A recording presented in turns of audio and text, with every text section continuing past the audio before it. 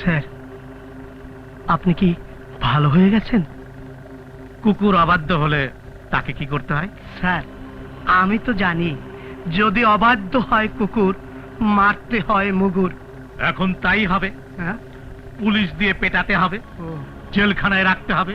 হুম, তারপর সেখান থেকে যখন খবর আসবে সে আমার সব শর্ত মেনে নিয়েছে, হুম, হুম, তখন জেলখানার দরজা খুলে দেব। হুম। দৌড়ে চলে আসবে আমার পায়ের কাছে, লেজে নাড়তে থাকবে, তখন তার মাথায় হাতে বললাম, ঢাকার টপ টেরর সিদ্দিবাবু গ্রেপ্তার।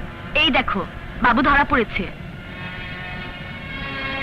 আগেই শুনছি, আমি তো লেখাপড়া জানি না। কি লিখছে?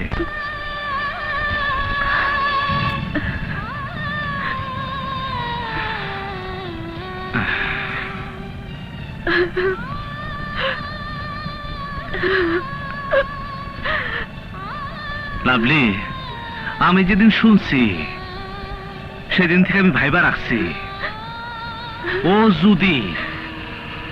যদি গুলশানাফার বিয়া না করে তাইলে ওরে আমি বাইরে ফালামু।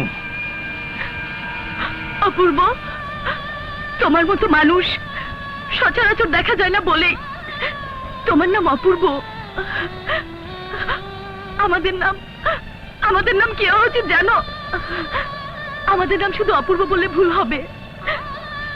আমরা অভূতপূর্ব, আমরা আশ্চর্য, এমনটি আর কোথাও নেই।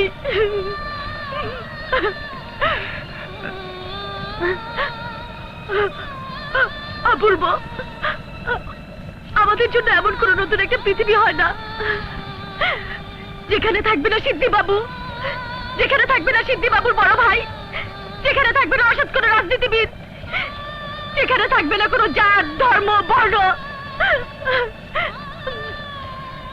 যেখানে। বুবু, আমাকে 5,000 টাকা দাও। কেন? টাকা দিয়ে অপূর্বর পাসপোর্ট করার জন্য অপূর্বকে দেব। অপূর্ব? অপূর্বকে কেন? বাবু নেই, এই ফাঁকে আমরা অপূর্বকে নিয়ে বিদেশে চলে যাব। কি বলছিস তুই? হ্যাঁ, তুমি আসো, অপূর্ব এসেছে, চলো।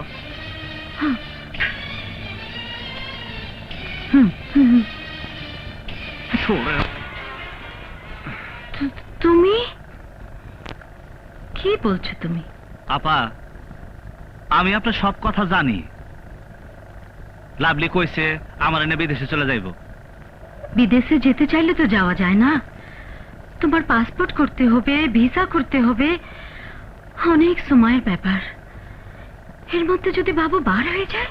আমি একটা কথা কমু আপা। বলো। আপনারা এই বাসাটা ছেড়ে দেন, আমি একটা অন্য বাসা নেব। কিন্তু বাবু। আপা,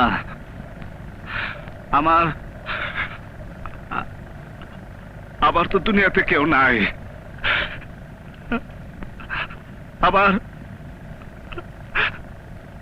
আবার কেন জানি মনে হয় আপনি আমার মায়ের মতো।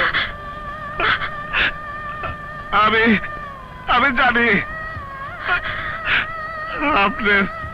আপনার পেটে আমার মতো একটা অপূর্ব আছে। আপনি যদি কোন তাইলে আপনার জন্য আমি জান দিয়ে দেব। ঠিক আছে, তুমি আগে একটা ঘর ঠিক করো। আপা, লাভলি, তুমি আজকে রেডি হয়ে যাও, আমি আজকের মধ্যে বাসা রেডি করে ফেলামু। আমি যাইতেছি আপা, আমি যাইতেছি।